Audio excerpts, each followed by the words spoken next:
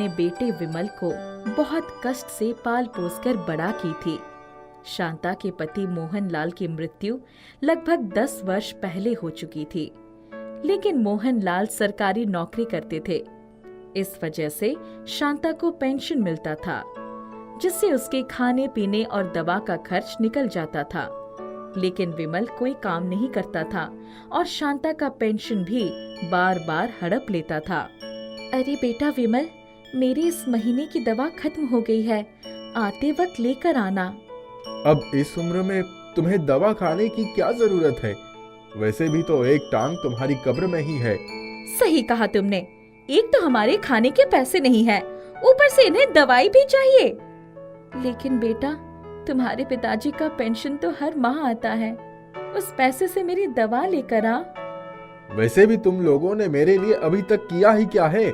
अब पिताजी का पेंशन भी तुम्हें चाहिए? वो तो कम से कम हमारे लिए छोड़ दो। शांता विमल और मोनल की बात सुनकर बहुत दुखी हो जाती है। जिस बेटे को पाल पोस कर इतना बड़ा किया, उसके लिए इतनी कठिनाई का सामना किया, आज वो अपनी माँ को बोझ समझने लगा है। ये तुम्हारी माँ का अब काम ही क्या है? इसे वृद्धाश्रम क्यों नहीं छोड़ाते हो? चाहता तो मैं भी वही हूँ, लेकिन अगर हम इसे वृद्धाश्रम में छोड़ आए तो माँ के नाम पर आने वाली पेंशन बंद हो जाएगी। ओहो, ये तो हमारी पीछा छोड़ने का नाम ही नहीं लेती है। किसी भी तरह उसे झेलना तो पड़ेगा ही। शांता विमल और मोनल की सारी बातें सुन लेती है। अब मैं अपने बच्चों पर ही बोझ बन चुकी हूँ, ऐसी जिंदगी का क्या फायदा। धीरे धीरे शांता की तबीयत बिगड़ने लगती है। विमल और मोनल शांता को सिर्फ एक टाइम खाना देते हैं, जिस वजह से शांता का शरीर बहुत कमजोर हो गया था। वो दिन रात एक कमरे में पड़े पड़े खांसती रहती थी। अगले दिन शांता से मिलने उसकी बेटी सलोनी आती है। भैया भाभी तुम्हारा ठीक से ख्याल तो रखते हैं ना? मुझे तुम्हारी तबीयत देखकर ठीक नहीं लग रहा है। नहीं बेटा, मैं बिल्कुल ठीक हूँ। अब जिसकी किस्मत में जो लिखा होता है वही मिलता है। माँ, तुम्हें कोई भी तकलीफ है तो तुम मेरे साथ मेरे घर चलो, मैं तुम्हारे अच्छे से अच्छे डॉक्टर से इलाज करवाऊंगी। लो, अब यही दिन देखना बाकी रह गया था। आपको लगता है कि हम माँ जी का ख्याल नहीं रखते हैं? नहीं नहीं भाभी, ऐसी कोई बात नहीं है। मुझे तो बस माँ की सेहत की चिंता हो रही थी। हमारे घर में बेटी के घर का पानी तक नहीं पीते हैं। मैं तुम्हारे साथ नहीं आ सकती। मोनल सलोनी को ताना मारती है, औरों से भला बुरा कहती है। सलोनी वहाँ से गुस्सा होकर चली जाती है, लेकिन उसे अपनी माँ शांता की सेहत की बहुत चिंता हो रही होती है। अच्छा तो था, सलोनी माँ को अपने साथ ले जा रही थी। तुम्हें रोकने की क्या जरूरत थी? तुम्हारी बुद्धि पर तो घास पड़ी हुई है। तुम तो कोई काम धंधा करते नहीं हो। अगर सलोनी इस बुढ़िया को अपने साथ ले जाती है तो पेंशन का सारा पैसा भी सलोनी को ही मिलता। फिर हमारी जिंदगी कैसे कटती? हाँ, सही कहा तुमने। विमल और मोनल हमेशा अपने बारे में सोचते रहते थे। कभी भी शांता को भरपेट खाना भी नहीं देते थे। कल की ये बासी रोटी सब्जी बच गई है, और तो और बिल्ली सब्जी को झूठा भी कर दी है। तो तुम क्या चाहती हो, ये रोटी सब्जी मैं खा लूं? अभी इसे बर्बाद थोड़ी ना करेंगे, तुम्हारी माँ को दे देते हैं। हाँ ठीक है, खाना बर्बाद करने से अच्छा है किसी का तो पेट भर जाए। मोनल बासी रोटी और बिल्ली की झूठी सब्जी ले जाकर शांता को दे देती है। सुबह से भूखी प्यासी शांता अपनी भूख मिटाने के लिए सारी रोटी और सब्जी खा लेती है।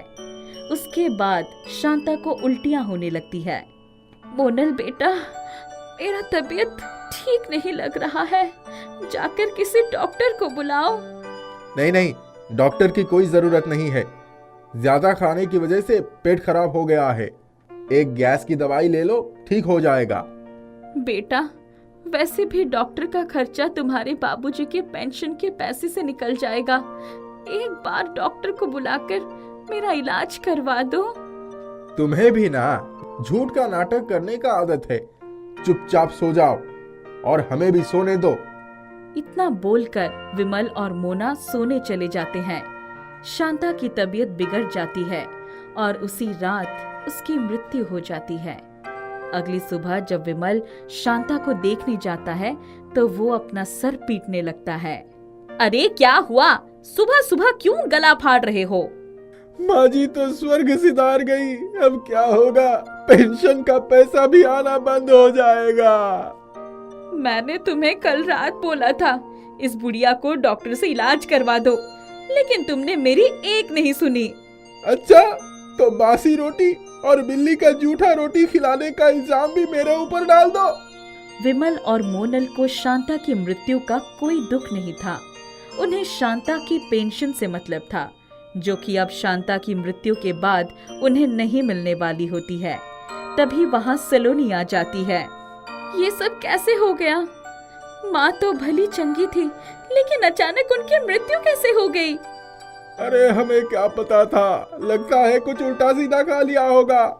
ऊपर वाले को जो मंजूर होता है वही होता है, लेकिन अब हमें माँ का अंतिम संस्कार अच्छे से करना चाहिए। अब जो मर गया उसके पीछे पैसा खर्च करने से क्या फायदा है? हाँ, माँ जी की अंतिम इच्छा थी कि उनकी आखिरी विदाई सादगी से हो, लेकिन माँ ने हमें इसके बारे में कभी कुछ नहीं बताया। शांता हमेशा सलोनी के बेटी होने पर उसे ताना मारती रहती थी और उसकी 10वीं के बाद शादी कर दी थी, जबकि सलोनी आगे पढ़ना चाहती थी। आज वही बेटी सलोनी को माँ की अंतिम यात्रा की फिक्र होती है। जिस बेटे के लिए शांता हमेशा अपने औकात से बढ़कर किया करती थी, वही बेटा आज माँ की अंतिम यात्रा पर भी पैसे के बारे में सोच रहा था। अरे जल्दी जल्दी ये सब खत्म करो। कैसे बेटे हो तुम? मुझे माँ ने बेटी होने की वजह से हमेशा बोझ समझा, लेकिन तुम तो जिगर के टुकड़े थे ना, फिर भी ऐसी बातें करते हो। अरे वैसे भी माँ ने आज तक हमारे लिए किया ही क्या है? हमारे पास इतना पैसा नहीं है कि हम माँ का अंतिम संस्कार कर सके। ठीक है, कुछ मत करो तुम दोनों। सलोनी शांता के अंतिम यात्रा की सारी खर्च उठाती है और शांता को अच्छे से अंतिम विदाई देती है और शांता के नाम पर ब्राह्मण भोज भी करवाती है। इधर विमल और मोनल को पेंशन के पैसा मिलना बंद हो गया था, जिस वजह से दोनों में हमेशा लड़ाइयाँ होने लगी थी। तुमसे शादी करके तो मेरी जिंदगी बर्बाद हो गई। ना ही तुम्हारे पास पैसे हैं और ना ही तुम किसी काम करने के लायक हो। तुमने ही माँ को बिल्ली की जूठी रोटी खिलाकर मारा है। तो मैं कौन सा पहले राजकुमारी की जिंदगी जी रही थी? अरे कम से कम उसके पैसे से हमारी जिंदगी तो अच्छे से कट रही थी ना। अब तुम्हारे पास कुछ नहीं है, तुम रोड पर आ गए हो। मैं तुम्हारे साथ नहीं रह सकती। मोनल भी विमल को छोड़कर चली जाती है। अब विमल को एहसास होता है कि कैसे उसने अपने माँ के साथ बहुत बुरा व्यवहार किया था, जिसकी सजा उसे जीवन भर अकेले रहकर काटना पड़ेगा। मुझे माफ कर दो माँ, तुमने मुझे इतनी तकलीफ से पाल पोस कर बड़ा किया, लेकिन मैंने कभी भी तुमसे अच्छे से बात तक नहीं की। और जिस पत्नी के लिए मैं हमेशा कुछ भी करने के लिए तैयार था, वो मुझे मुश्किल की घड़ी में छोड़कर चला गया। विमल अकेले ही सड़क किनारे चाय की टपरी लगाने लगता है और उससे जो भी कमाई होता उससे अपना खाना पीना चलाने लगता है। एक गांव में एक गरीब मजदूर रघु, उसकी पत्नी धनिया और बेटी मुनिया रहते थे। मुनिया बहुत तेज दिमाग की, ऊंचे विचारों वाली, परोपकारी लड़की थी। वह घर के पास खेल रही थी। उसे चिंटू दिखाई पड़ गया। चल चिंटू, कोई खेल खेलते हैं। कौन से खेल खेलेंगे? कोई भी खेल खेल सकते हैं, मेरा तो मन कर रहा है सब खेल खेलूं। अरे सब खेल खेलने के लिए सारे खिलौने तो होने चाहिए, जैसे दिव्या के पास है। हमारे पास नहीं है तो क्या हुआ, हम कोई नया खेल बनाएंगे। चलो फिर नया खेल ही बनाएंगे। वहाँ जमींदार की बेटी दिव्या भी आ जाती है। मैं भी तुम्हारे साथ खेलूंगी। नहीं नहीं, हम तुम्हारे साथ कैसे खेल सकते हैं? दिव्या हमारे साथ क्यों नहीं कर सकती चिंटू? दिव्या तुम हमारे साथ खेलो। अरे वाह दिव्या, तुम्हारी गुड़िया तो बड़ी प्यारी है। मेरे पास ऐसी कई सारी गुड़िया हैं, मैं लेकर आऊंगी और हम लोग साथ में मिलकर खेलेंगे। मुनिया, तुम भी अपने बापू से कहकर एक गुड़िया ले लेना। हाँ दिव्या, मैं बापू से जरूर कहूंगी। वे सभी बच्चे कुछ देर तक खेलते रहे और इसके बाद मुनिया नई गुड़िया की आस में तेजी से चलती हुई अपने बापू के काम करने वाले खेत में पहुंच गई। वह हाँफ रही थी। रघु उसकी बात सुनने के लिए रुक गया। बापू बापू। अरे आगे भी बोल, बापू बापू रट रही है। बापू मुझे एक गुड़िया चाहिए, बाजार से लाकर दे दो ना। ऐसन वैसन गुड़िया नहीं, वह देखो जो जमींदार की बेटी दिव्या के हाथों में है, वैसी चाहिए। बिटिया, वो जमींदार के बेटी है, उनके पास बड़ी दौलत है, हमारी उनकी क्या बराबरी। वे चाहे तो 10 गुड़िया खरीद ले, हमारी इतनी औकात नहीं है बेटा। हमारी औकात क्यों नहीं है बापू? हम गरीब है बिटिया। अब मुझे खेतों में काम करना है, ज्यादा सवाल मत कर। हाँ, मैं तुम्हें गुड़िया बना कर दे दूंगा। मुनिया दुखी मन से घर लौट गई। उसकी माँ धनिया ने जब उसका उतरा हुआ चेहरा देखा तो पूछ बैठी, अरे हमारी लाडो का मुंह क्यों फूला हुआ है? को कुछ कह तो नहीं दिया? माँ, मेरे पास अच्छे खिलौने नहीं हैं, ढंग के कपड़े भी नहीं हैं, हमारा घर भी बहुत छोटा है, भला यह जिंदगी भी कोई जिंदगी है? हम गरीब क्यों हो गए माँ? हमें भी तो अमीर होना चाहिए था। हम गरीब परिवार में पैदा हुए, हमारे खेत भी जमींदार के पास गिरवी रखे हुए हैं। हमारे खेतों को जमींदार के पास क्यों गिरवी रख दिया? बिटिया, गरीब की चादर छोटी होती है। जब भी कोई बड़ा खर्च आता है तब कर्जा उठाना पड़ता है। कर्ज लेने के लिए खेत गिरवी रखने के सिवा दूसरा कोई चारा नहीं रह जाता। माँ, यह जमींदार क्यों अपने खेत गिरवी नहीं रखते? बिटिया, उनके पास बड़ी दौलत है, खेत भी बहुत ज्यादा है। धन की अधिकता होने के कारण उन्हें कभी भी परेशानी नहीं उठानी पड़ती। इस तरह अमीर और अमीर हो जाते हैं और गरीब अधिक गरीब हो जाते हैं। माँ, ये अमीरी गरीबी, ऊंची जाति छोटी जाति, छुआछूत सब क्यों है? मैं यही सवाल भगवान से भी पूछना चाहती हूँ। बिटिया, अभी तुम बहुत छोटी हो, धीरे धीरे यह सारी बातें जान जाओगी। माँ, बापू इस तरह जमींदार के खेतों में क्यों काम करते हैं? क्या करे बेटा, पेट के लिए काम करना जरूरी है ना। दूसरे की नौकरी करना मजबूरी है। यहाँ कोई मालिक है, कोई नौकर है, कोई हुक्म देने वाला है तो कोई हुक्म बजाने वाला। इसी तरह दुनिया चल रही है। मुनिया के मन में कई बातें चल रही थीं। वह घर के बाहर चली आई और रास्ते में जाने लगी। उसे रास्ते में एक बुजुर्ग ठकुराइन दिखाई पड़ी। चाची नमस्ते। जीती रहो मुनिया। बिटिया इधर आजा, देख मेरी लाठी कहाँ है, उसके सहारे के बिना मैं चल ना सकूं। चाची, आसपास लाठी तो दिखाई नहीं पड़ रही, आप मेरे कंधे का सहारा ले लीजिए, मैं आपको आपके घर तक पहुंचा देती हूँ। इसके बाद मैं आपकी लाठी ढूंढ लाऊंगी। आप तो मुझे छू सकती है ना? हाँ बिटिया, जरूर छू सकती हूँ। मैं छुआछूत के ढकोसले को नहीं मानती। भगवान ने सबको एक समान बनाया है, हमें भेदभाव नहीं करना चाहिए। मुनिया, तेरा मन बहुत पवित्र है, भगवान ऐसी बेटी सबको दे, हमेशा दूसरों की मदद करने के लिए तैयार रहती है। रघु बहुत किस्मत वाला है जो उसे तेरे जैसी बिटिया मिली। जुग जुग जीती रहो बिटिया, भगवान कभी तुम्हारे ऊपर दुख की परछाई भी न पड़ने दे। रघु को जब काम से फुर्सत मिली तो उसने एक लकड़ी की गुड़िया बना डाली। ये ले बिटिया, तेरी गुड़िया बन गई, अब इससे मन भर कर खेल लेना, ठीक है? अरे वाह बापू, यह तो बड़ी गुड़िया है, आपने बनाई इसलिए और भी ज्यादा अच्छी लगी। अब मैं एक एक को दिखाऊंगी। बिटिया, आपस में ही खेलना, ठाकुर के बेटी के साथ मत खेलना। काहे? बड़े लोग हैं, बुरा मान जाएंगे।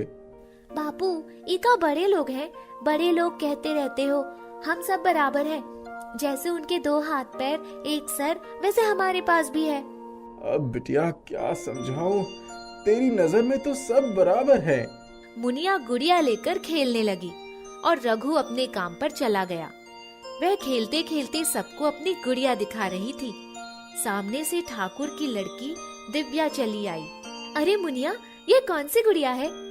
यह लकड़ी की गुड़िया है, मेरे बापू ने बनाई, अच्छी है ना? हाँ हाँ, बहुत अच्छी है, बहुत अच्छी है। मैं भी अपनी गुड़िया लेकर आती हूँ, हम दोनों साथ में खेलेंगे। ठीक है दिव्या, अपनी गुड़िया लेकर आओ। दिव्या कुछ ही देर में अपनी गुड़िया लेकर आती है। अरे वाह दिव्या, तुम्हारी गुड़िया तो बहुत अच्छी है, इसके कपड़े और बाल भी बहुत अच्छे हैं, आँख तो बहुत ही अच्छी है, बहुत कीमती होगी ना? मेरे बापूजी ने लाई है। मेरे पास 7 गुड़िया हैं, कल तुम्हें दिखाऊंगी। दिव्या, मेरे बापू आप लोगों के साथ खेलने के लिए मना करते हैं। क्यों मना करते हैं? बापू कहते हैं आप लोग बड़े लोग हैं और हम गरीब लोग हैं। अरे यह सब कुछ नहीं देखना, हम तो मिलकर खेलेंगे।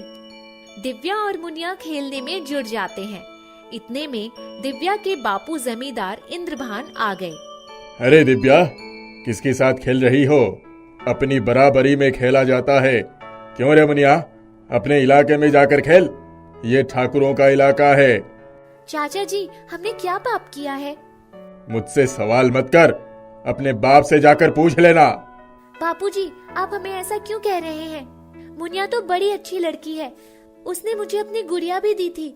इसकी गुड़िया बड़ी अच्छी है। चलो मेरे साथ, तुम्हें अभी दुनियादारी का ज्ञान नहीं है। मुनिया उदास मन से नदी की तरफ चली गई। उसे प्यास लगी थी। पानी पीकर पेड़ के नीचे बैठ गई और सोचने लगी कि आखिर यह भेदभाव क्यों। उसे इस प्रश्न का जवाब लेना था, लेकिन अभी तक किसी ने उसे सही जवाब नहीं दिया था।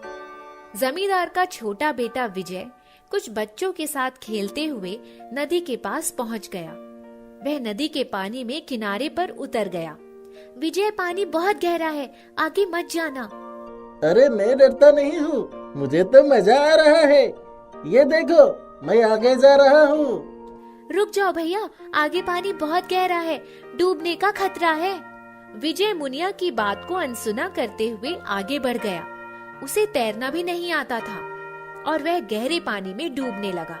अरे बाप रे, इका गजब कर दिया बाबू। मुनिया उठकर दौड़ गई। वह भी पानी में कूद गई। उसने बड़ी सावधानी से विजय को एक तरफ से पकड़ा और किनारे पर ले आई। बहुत से लोग देख रहे थे। जमींदार भी आ गए। विजय, आंखें खोलो, तुम नदी से बाहर आ गए हो, अब कोई खतरा नहीं। बेटा, बेटा आंखें खोलो, बेटा, बेटा आंखें खोलो। विजय ने आंखें खोल दी और चारों तरफ देखने लगा। बाबूजी, मुनिया कहाँ है? उसने मेरी जिंदगी बचा ली है। मुनिया बड़ी अच्छी लड़की है। बापूजी, मैंने कहा था ना, मुनिया बहुत अच्छी लड़की है। हाँ बेटा, तुमने सच ही कहा था। मुनिया ने साबित कर दिया कि वो सचमुच बहुत अच्छी लड़की है। उसने विजय की जान बचाकर हमारे कुल को डूबने से बचा लिया। मुनिया, मुझे माफ कर दो। मैंने दौलत और रुतबे के नशे में बहुत ऊंची बातें कर दी थी। मैं जिससे भेदभाव करता था, आज वही हमारे रक्षक बन गए। बिटिया, तुम किसी से कम नहीं हो। हम एक साथ मिलजुल कर अब सारा भेदभाव मिटा देंगे। रघु, तुम तो सबसे बड़े धनवान हो। तुम्हारे पास मुनिया जैसी हीरा है। हुजूर, ये आपका बड़प्पन है जो आप ऐसा कह रहे हैं। हम तो आपकी सेवा में अपना सर्वस्व न्यौछावर करने के लिए तैयार रहेंगे। आओ रघु, मेरे गले लग जाओ। जमींदार इंद्रभान आगे बढ़कर रघु को अपने गले से लगा लेते हैं। आज से तुम्हारे सारे खेत जो मेरे पास गिरवी थे, उसे मैं मुक्त करता हूँ। उसके एवज में मुझे तुमसे कुछ भी नहीं चाहिए। तुम अपने खेतों में अच्छी खेती कर सकते हो। अब ना तो कोई छोटा है, ना तो कोई बड़ा है। हम सभी एक समान हैं। बाबू साहब, आपका बहुत बड़ा उपकार है। ये आपका बड़प्पन भी है। मुनिया बिटिया, यहाँ आओ। अब तुम बताओ, तुम्हें क्या चाहिए? जो भी चाहो मांग सकती हो। शर्माओ नहीं, मांग लो। चाचा जी, हमारे गांव में कोई स्कूल नहीं है। यहाँ के बच्चे पढ़ने के लिए कष्ट सहकर बहुत दूर स्कूल में जाते हैं। मैं चाहती हूँ कि एक बड़ा स्कूल बना दिया जाए, जिसमें गांव के सारे बच्चे इकट्ठा होकर अच्छे ढंग से पढ़ाई करें और हमारे गांव के विकास की नींव बने। मुनिया बिटिया, ये तो तुमने बहुत अच्छी मांग रखी है। इससे पूरे गांव और समाज का भला होगा। मैं वादा करता हूँ कि जल्द से जल्द ऐसा ही एक बड़ा स्कूल अपने गांव में बनवाऊंगा, जिसमें हर जात धर्म के बच्चे बिना किसी भेदभाव के मिलजुल कर प्यार से पढ़ेंगे। इंद्रभान ने एक बहुत बड़ा स्कूल बनवा दिया और उसमें उस गांव के और आसपास के गांव के सभी जाति और धर्म के बच्चे मिलजुल कर पढ़ने लगे। आदर्श गांव और समाज की स्थापना हुई। इस तरह मुनिया ने सबको एकता और सद्भाव का पाठ पढ़ा दिया।